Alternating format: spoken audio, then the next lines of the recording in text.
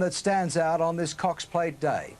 It involves Dancing Sun, a starter in the Waterford Crystal Mile, who, at the age of 6, is a relative newcomer to the big-time racing.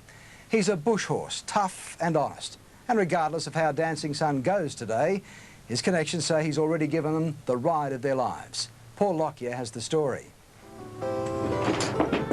Dancing Sun found himself a long way from home this week, under the care of trainer Luke Griffith at Cranbourne outside of Melbourne. It's been quite a journey for a horse that was thought to be destined for work in the cattle country of the Hunter Valley in New South Wales. Come here, boss. It was in the Hunter region that Enid Clark, a musterer and stock horse breeder, reared Dancing Sun and found herself with a share in his racing future. Can you believe the success story after all these years of struggle, Enid? No, I can't. He's just been wonderful to me. Dancing Sun's success couldn't have happened at a better time for Enid. She'd been at the point of despair following the death of her husband, which happened in the middle of a crippling drought. There was no income, of course, only hard work to battle through the drought. And, well, it was the lift I needed to keep going. He just kept me going, really. In the back straight, they've got about 1,100 to go, and Dancing Sun races to the lead now. Harry Troy has Dancing Sun leading about 2 over. He's a good bloke. He's a little free-running type horse. He likes to get to the front and sort of roll along at a good bat, and he breaks the fields up, and I think that's what wins for him, because they get sick of chasing him. But it's far too late. Dancing Sun races away to win the Cup, and it's all Dancing Sun. By the time Harry Troy rode the front runner to victory in the recent Canberra Cup, he'd become the king of the New South Wales country racing circuit. Astonishing considering his beginnings. Battling stockman Dennis Jenkins paid $600 for a mare in foal at a Scone horse sale, hoping it would help in his plans to breed stock horses. He then realised from its bloodlines that the foal that would come his way could be a potential racehorse. So you think you got a bargain? Yeah, big bargain. So the mare in foal cost you $600? Yeah. How much has Dancing Sun earned the syndicate so far? Around about 364,000. That's a pretty good investment. Yeah. Dennis handed over the foal to Enid Clark, who had a property where she could raise the colt under a deal in which they went halves in the horse. Even though he showed early signs of promise, Enid was reluctant to let him race until he was nearly 4, lessons she had learnt from stock horse breeding. A horse's bone structure and everything isn't completely set until they reach 4 or 5. And I think it costs you a lot of money to breed a horse, raise a horse. Why run the risk of breaking him down as a 2-year-old? And get probably 1 or 2 races where maybe if you let them go on a little bit older, you can get a lot more fun out of them. We were in it for fun to start with, not money, but we've got both. For the horse to kick off and just go from one extreme to another like he has, it's been a great story for them, and very satisfying. Dancing Sun's giving some cheek on the turn. He's 4 in front of Ginger Current, a mile. Well, I think the first time that I really thought that he'd be like a very handy horse was one day at Warwick Farm, and he had 58 kilos on a bog track, and he won that day by about 6 or 7 lengths, and I thought, you know, that was an outstanding effort. But this is going to bolt in Dancing Sun, 58.5 kilos. Harry Troy keeps him going, and Dancing Sun is a real mudlark. Dancing Sun and Harry Troy went on to carve out success in a string of country events, seldom headed from start to finish. And Harry Troy's going to make it a treble here at Grafton today, and Dancing Sun wins the Cup by 2.5 lengths. At Coffs Harbour in August, he left the rest of the field demoralised. Dancing Sun, he's got the grandstand on his back, 60 kilos, but he beats off Lucky to Be, and what a great country horse he is. Look at him go with 60 kilograms, Dancing Sun making light of that weight, and he is going to bolt away with the Cup. What am I on? A little Rutland from the Lukes, and you know this one here. She's run it before. All right, I might drop them down a peg because it's only above, isn't it? If it's been a fairy tale for the battling owners, Dancing Sun's success has helped establish 2 young trainers, the Griffith brothers, Mac and Luke. They were barely in their 20s when their father's sudden death left them in charge of the training complex he'd established at Scone. I suppose we didn't have really much time to think about it because it had to be done, so we just sort of stepped straight in. So we didn't sort of, not like a sort of 5-day-a-week job where you say got the weekend to think about it. It just had to be done the next morning, so straight into it. Thanks to Dancing Sun, the Griffith brothers are quickly making a name for themselves. But Mother Janet says they couldn't have done it if people hadn't been prepared to give the boys a go. When things have been hard, people have sort of stuck with them, and they're still there cheering them on when they're winning, so it's the main thing. So you must be pretty proud of the two boys, are you? Oh, I'm real proud of them. Real proud of them.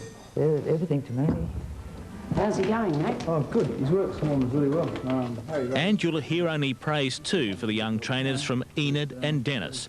Even in defeat in his most recent race, the Cranbourne Cup, Dancing Sun's never say die style, carrying 5 kilos more than his eventual challenger, was reward enough for the owners and connections. Dancing Sun coming again on the inside. Hereditas. Dancing Sun as they come to the line. Hereditas. Hereditas by a long head to Dancing Sun. A rare defeat for a horse that has already brought his struggling owners more trophies and winnings than they could ever have imagined. Breeding stock horses, and now you've got a champion racehorse. Yeah, well, I don't mind that because, you know, we battled all our life and, you know, work hard, and luck's got to come somewhere. And that's my feelings. Well, everybody dreams of having a top racehorse, don't they? And well, he's filled our dream. But this was your first racehorse? That's right. How many get it right first time? Not very many. You just call that luck.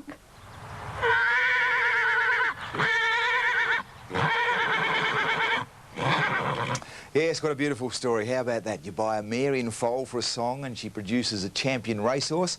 And thanks to Dancing Sun's success, the battling owners have been able to fly down from New South Wales to watch him run in the Waterford Crystal Mile, hoping that he can take his winnings up to the $400,000 mark. He's in the next race on the card. You won't miss him. He'll be trying for another front-running win. OK, we'll be back with a presentation of the 1996 BMW Cox Plate right after the break.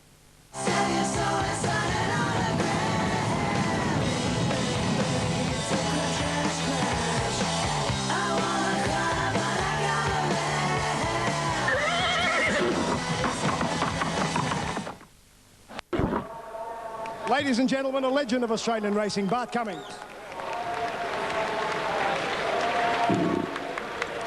Mr. Premier, distinguished guest, committeemen, ladies and gentlemen. Well, this is one of the greatest thrills of my life, I think. I've won a lot of Group 1 races, including the Melbourne Cup many times, but this race has eluded me. And a few years ago, I had a horse called Shaftesbury Avenue, but I thought had a very good chance in the race. And going out of the straight, it almost fell, and one thing led to another. And I had to talk to a very good friend of mine in this committee, Adrian Swan. And he said, well, Bart, you will have to do something about fixing this track up. Well, I've certainly done that. They made it world class, and I said, when you fix it up, I'll try and get the right horse back here and endeavour to win it. Well, history's made. We've won it. The track's excellent. It's world class, and I'd like to thank Darren Bevan for persevering with this horse. Had a long talk with him a few months ago and planned this out, and I said, if you win this race, I think there's a good chance you might go to Japan, and there's the future for Saintly is all heavenly, I told him. So I think he thought about that, and being a very religious fellow of late, he accepted the offer, and here we are. So, and I'd like to also say a word of admiration for my good client, Dade Tan. He won a couple of Melbourne Cups going back in the 70s. And in that period since, he supported the stable through thick and thin. And I gave him an opportunity of getting into this horse very reasonably.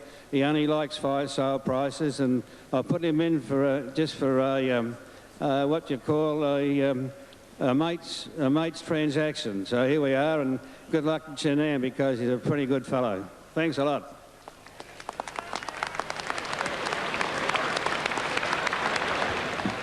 It says something for this race when the man who's won the Melbourne Cup so many times and won so many great races, says this is his most special moment in racing. And I know it's a special moment for the jockey, Mr. Kennett. Would you please make the presentation to Darren Beadman?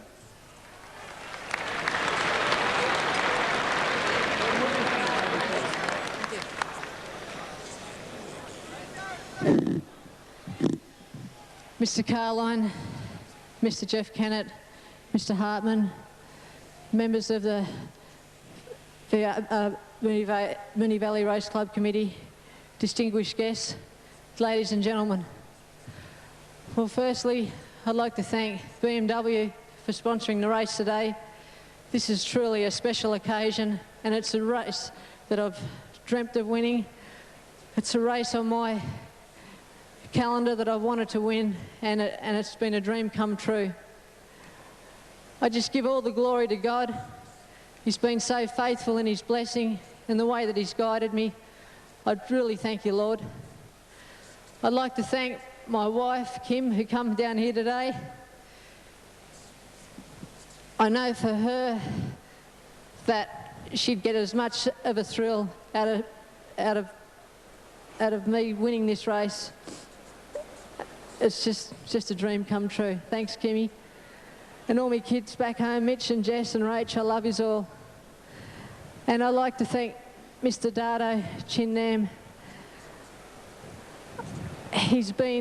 I've only been associated with this owner over the last 18 months, and I've rode some fantastic horses, and I just thank you dearly for this ride today.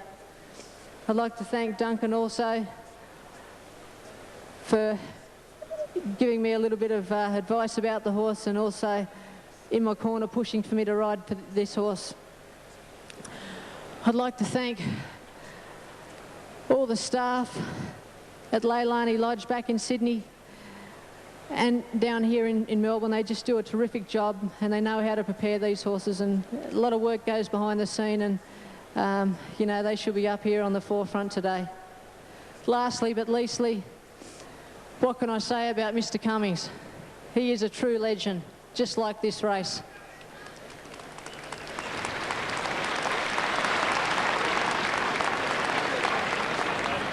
He's a gentleman and a scholar. I find it a true pleasure to ride for the man. I feel confident with him. He just entrusts me and just leaves it to me, and I really thank him for all the help that he's helped me throughout the career. I'd like to thank all you people here today to make this race what it is. Thank you very much. And all the press, you just do a great job, and thank you for your support also. Thank you. Well, an absolutely magnificent win, a blanket finish, and only one can win it. Darren Beadman, very, very lucky man indeed. But Bart Cummings, I mean, you don't often see Bart emotional, and I mean, it did mean a lot to him to win that plate. Yeah, great champions in their respective fields, but obviously to both fellows this meant much more to them than we ever thought possible. You know, both fellows seem to have won everything and collected a fortune along the way, and live a very, very good life, but ever so humble when they win the big one like that. And with all those thank yous, I mean, it makes you understand, doesn't it, just how many people are involved in getting a horse like Saintly across the line for a win to share in it. I like him too. Good bloke. Class act, the old Darren Beadman. No doubt about it. OK, moving on. When Victorian farmer Pat Sweeney watches the best of Australia's equine athletes at Moonee Valley today, he'll dream of the day when he'll lead in the winner of the Melbourne Cup. He tried to enter his 6-year-old gelding Wadey in last year's Cup, but he got knocked back. But that won't stop his eternal optimist of dreaming and hoping. You know, at 73, Pat reckons the only barrier to his ambitions is that he may run out of time. Anne-Marie Sparkman met up with two characters who don't quite make it to this year's carnival. You're a good horse. Just because I don't fall all over you, it doesn't mean that I don't like you. This is Wadey. He's a 6-year-old gelding who's won 2 picnic races for a grand total prize money of $750. With him is his devoted 73-year-old owner, Pat Sweeney, who adamantly believes his unfashionably bred horse can one day win the Melbourne Cup. Not everybody shares his lofty convictions. What did your wife describe Wadey as? I said, well, what do you think of him as a racehorse, Lucy? And she said, he's a donkey. And then I said I had to switch quickly back to the poem that I learned at school about the donkey carrying our Lord to Jerusalem and was the top animal in the world for 1 hour. And I thought if this Wadey could be like that, just the top animal in the world for 1 minute, I'd be very, very pleased. And we'll have a look at Wadey doing a bit of track work. Yes, he will. I think you'll be surprised when he comes round that he's pretty neat at what he does. Now, Wadey was turfed out of this year's Melbourne Cup shortlist for one very good reason. He simply hadn't won enough money. But Pat reckons he's a late developer. Pat is forever the optimist, there's no question about that. Now, when Pat said to you about the Melbourne Cup, what did you think? I thought he's at it again. He never gives up. Never gives up. Like we had an old jumper called Come On Manuel. He won a couple of races in town, and Pat wanted to nominate him for the Melbourne Cup too, because he just thought, you never know, if this horse improves, I'd hate not to be there. Yeah. Still, Pat is quite happy that a respected and successful trainer like Eric Musgrove will treat his Wadey with respect. After all, the gelding was born and raised on Pat's farm at Narnagoon. He likes a little bit of attention. And I heard you ask about the girls before, and, you know, I think that once the ladies get round him, because there's been a little girl at the farm used to handle him a bit, and once the ladies get round him here, I reckon he appreciates it. I think he's like most males. What gets me about him is that he seems to know it's all on today. Not that Wadey hasn't already had some moments of glory. When he came from dead last and stormed home to win the maiden plate at Druin last year, his owner was a very proud man. For a double, and Wadey has gone to the front from Daly Male, then Yandala. Wadey is clearing the final stages, and Wadey comes on for a big win. Wadey wins it by 2.5, Daly Male. Just couldn't contain myself. I said, this win here today, I know it's only, in a lot of people's eyes, only a maiden plate, but to me, it's like, for me to win, that's like winning the Cox Plate. Followed by Sabali, who got Pat may be a dreamer, but in 1972, he did get a runner in the Melbourne Cup, an 8-year-old called Sabali. The gelding ran 11th, but Pat still kept his horseshoes as a monument to this very important day. All the things I dreamt of had nearly come true. Only had to do one more thing to come true, was to win. But then, I think if you take the Olympic way of looking at things, to have competed is probably the big thing. So, Pat, you don't think that Wadey was as upset about missing out in the Melbourne Cup as you? I'm sure he wasn't. He said, no, he takes it. He probably thinks next year. See, I'm a lot older than him, so he probably thinks, well, the old fella mightn't even last that long, but I will. Big day for you, eh? When you're running out at Narnagoon and that, you never thought that you'd come to be a sort of semi-famous, did you? Do you still believe that you'll win the Melbourne Cup one day? Absolutely.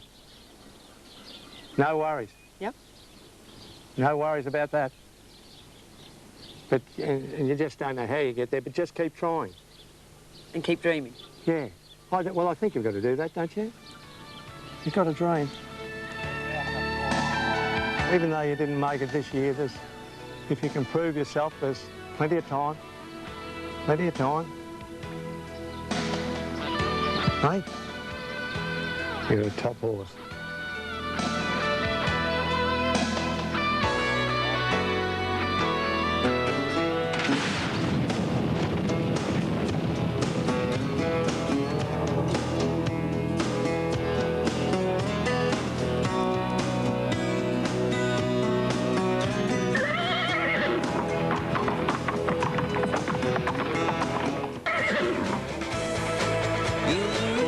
Back at the Valley with the Melbourne skyline in the background, the trotting track inside of the main track, which of course is for the gallopers. And as the horses go into line for the Waterford Crystal Mile, I'll have time to race through these prices. 10-1 Kidman's Cove, 12-1 Shame, 25 Toil, 6-1 Catalan Opening, 5-1 Scenic Royale, 25 Sir Boom, 30 Sober Suit, 8 Buzz Off. You'll at least have got a chance the way the race will be run. 10 Dancing Sun, 25 Simple as That, 20 Darbas, Lot Ray at 16, Matt's Quay at 8, Pearl Prince at 50, Hurricane Storm is scratched, Brackenbury at 8-1, Touch of Force and Plushka were not required. Okay, looks like they're just about all in. Here's Johnny Tapp. Good, Ken. The Group 2 Waterford Crystal Mile, a big field. There's Darren Beedman wearing the saintly colours. He's on Catalan Opening this time. Catalan Opening has been a disappointment of late. He's a stallion, and I think that might be his problem on occasions. His mind seems to be on other things. But if he concentrates, he'll be hard to beat. They're off and running in the Waterford Crystal. Catlin opening, Kidman's Cove away, well aheaded straight away by Pearl Prince going to the lead. Brackenbury began fast, and so did Toil and Scenic Royale getting into a handy spot. Where's Dancing Sun? Here he comes. Dancing Sun, a natural front runner, quickly speeds to the lead, and gee, he does want to run today. He's in front as they go to the back over Sober Suit. Pearl Prince third, and then Brackenbury and Sir Boom is trapped out 3 deep. Matskwe can't get on the track. He's around the outside of Scenic Royale. Kidman's Cove on the fence on the inside of Toil. A length away Lock Ray, a gap then to Buzz Off. Catlin opening is getting a mile back, followed by Simple as That and Darbus and Shame are the joint tail enders going down the back to the 800 mark. The pace is a cracker. It's Dancing Sun a half length. In second place, Sober Suit. Sir Boom third, followed closely by Pearl Prince on the inside of Brackenbury. 3 deep as Matskwe as they come down the side. Scenic Royale pulled out wide with the white cap, is taking off now. Further back in the field is Lock Ray, Toil, Kidman's Cove, Buzz Off. A long gap to Shame, Simple as That, and then Darbus and Catlin opening, not concentrating at all. He's tailed off a distant last as they come to the turn. Harry Troy on Dancing Sun is first into the straight over Sober Suit. Here comes Scenic Royale in the Harry Lawton colours around the outside, followed by Sir Boom, Matskwe, and then Brackenbury. But in the straight, Scenic Royale takes the lead. Lock Ray down the outside looks the danger. Scenic Royale just the leader. There's Lock Ray, looms up to him on the outside. Lock Ray is coming home the better. Pokes his head in front, right on the line, and Lock Ray beats Scenic Royale. Buzz Off third in front of Sir Boom, then Dancing Sun, Simple as That, Shame, Sober Suit, Brackenbury, followed by Matskwe. A long way back in the field then came Pearl Prince, followed by Darbus and Kidman's Cove. An uncharacteristically disappointing run, and here's another one tailed right off. Catlin opening so far back, in fact, that you're entitled to think something's gone amiss today, and Darren Beedman is looking down at the horse's forelegs as he goes past the post. By gee, the highs and lows of racing, from the glory of the Cox Plate win on Saintly to a very distressed last on Catlin opening. Lock Ray on the outside, Greg Hall finishing the best, has worn down Scenic Royale, and on the line had about a long head or a half neck to spare. Number 12, Lock Ray, Greg Hall, trained by Jim Mason at Flemington. Number 5, second, Scenic Royale, and third is number 8, and that was Buzz Off, Ken, after the Waterford Crystal. Yes, John, swoopers are the horses that are prevailing here today, and gee whiz, you want to be on the horse coming late. Okay, let's try and stop frame them here, and as we do, there's Dancing Sun. He was game, but no good on the rails. Outside of Dancing Sun was Sober Suit. He'd had enough about this point. Then we've got Scenic Royale. Ran a great race, was going to win. Here's Lock Ray, and then coming outside of Lock Ray in the pink colours was Buzz Off, who always runs home strongly, but, well, the post was too close for Buzz Off. Okay, here we go. Scenic Royale going past Dancing Sun. He's in the white cap. Outside of him comes Lock Ray in the brown colours, and then widest of all in the pink colours is Buzz Off, who steamed home to run third. Lock Ray, Simon, look well. You mentioned that to me as they went out, and you were pretty right. But before we talk about Lock Ray, I see Anne-Marie Sparkman with Winning Connections. Take it away, Anne-Marie. Trainer Jim Mason, well, what a carnival you're having. Arctic Sync, the Caulfield Cup last week, and now you've got Lock Ray up in the Waterford Mile. Been very lucky, you know, to have these sort of class gallopers. Like, they were sort of our spring hopes, Arctic Sync and Lock Ray, and the fact they're winning's good, very good. Now, the Caulfield Cup, how long did it take you to get over that excitement? Oh, well, Sunday was a very hard day, that's for sure. It was very crook. Still never really sunk in, you know, the fact that what's happened, but, you know, most enjoyable. Well, they say that it's not just a matter of being lucky, you've got to be good at it too. Oh, I won't get too carried away with that. It's been good the way things have been falling in place. Well, congratulations. Thank you very much. Thanks, Jim. Jim Mason, the man of the moment, and there's his horse, Lock Ray. Last year's VRC Size Produce Stakes winner, or earlier this year, I should say, or was it last year? 95, of course. And today he's paid $15.20 the win, $4.90 the place. Number 5, Scenic Royale second, $2.10. Number 8, Buzz Off third, $3.60, as we take a break from BMW Cox Plate Day 1996. This is how we do it. This is how we do it. La, la, la, la. La, la, la, la. This is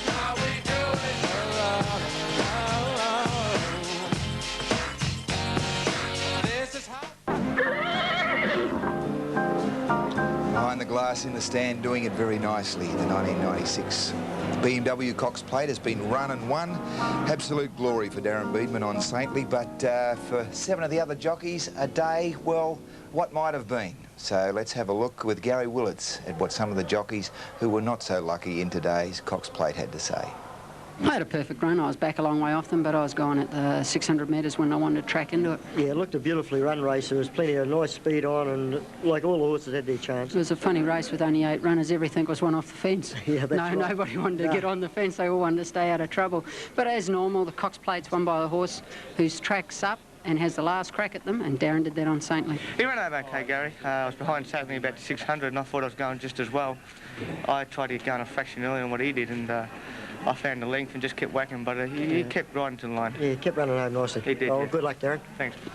Look, getting to the 400 metre mark, I was going better than Falante inside me, and I had Juggler outside me, Gaz, and I was probably going a little bit better than him, the way we crept into the bend, and full credit to the horse, he kept giving, and with 100 metres to go, mate, I was, you know, nearly put a smile on me dog. You'd be pretty happy, I'd say that. Well, I thought that on the home corner. I thought, by gee, you know, he's travelling well. For a horse like him, mate, he busted his heart today to run third to those horses, and as you said, it was the best run of his life.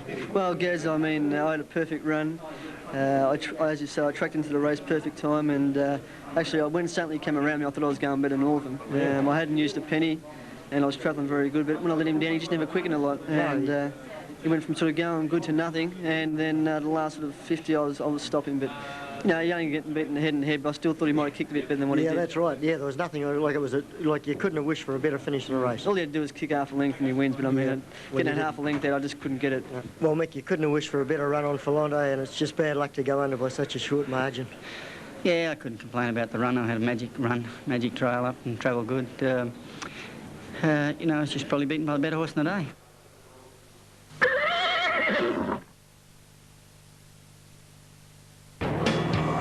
There's a couple of punters there. You get all shapes and sizes at racing, and that makes racing such a great sport to be at. And even a couple of cowboys that come in from out of town, sharing a hamburger or two and a big rump steak or something like that. And gee, it's just a great cross-section of life. Mum and the kids and a little bit of the social activity going on here at Moonee Valley today. We've witnessed some great racing. Welcome back. We've been keeping in touch with all the latest here at Moonee Valley, but there's plenty of other things happening in the world of sport. Well, there's a marvellous trophy, and it's a Waterford Crystal Prize for the winner of the Waterford Crystal Mile, and there's some excited connections accepting the trophy. OK, just about to go in race 7 in Sydney as I hold my feet. 5 Waikika Mukau, 12 Yobro, 5-2 Century Boy, 7-2 Ken Quest, 4's Lord Vader, 11 Wyvery and Nias, Bold Amy's out. The outsider is Huntdale Magic at 100-1, and as we pick up vision from Sydney, there's only one to go in, and our caller, as it was in the earlier races, will be Hilton Donaldson. It's over to Hilton. He's figured in the first 3, 6 out of 8 times here at Rosehill. They're set to go, and they're off and racing now. From the inside, Wyvery away fairly. First out, Yobro. Yobro's going for the lead with Nias, and deeper out, Century Boy's going to be caught wide at the first turn. Around Huntdale Magic the rail, and between them Ken Quest. Then Waikika Mukau, followed by Wyvery, and 2 lengths away last of all on settling down is Lord Vader. Now the leader Yobro as they make the first turn by a half length on Nias. There's no speed on. Huntdale Magic with its mouth wide open next on the inside, and Century Boy 3 wide. Then came Ken Quest as they go to the 1500, followed by Waikika Mukau. Some of these are pulling and reefing with a slow pace. Further back, Wyvery on the inside of Waikika Mukau, and 3 lengths to Lord Vader. Yobro in front, 1200 out, leads from Nias by 3/4, a length away third, Huntdale Magic. Ken Quest on its outside, and Century Boy caught on a limb. It's 3 wide in a small field, being followed by Waikika Mukau, Wyvery, and Lord Vader biding his time at the tail. They race to the turn off the back straight now. They come up to the 850 metre mark, and Yobro a half in front. Second is Nias. Third on the inside or outside now, Century Boy moving up from Huntdale Magic, Ken Quest, then Wyvery, Waikika Mukau, and last is Lord Vader. Seeing them all as they go to the 650, the tempo increases. Yobro, Nias, Century Boy. Then on the inside, Huntdale Magic of Ken Quest, and Waikika Mukau improving deeper out from Wyvery. Lord Vader switching to the outside has got a big job to do. 450 out.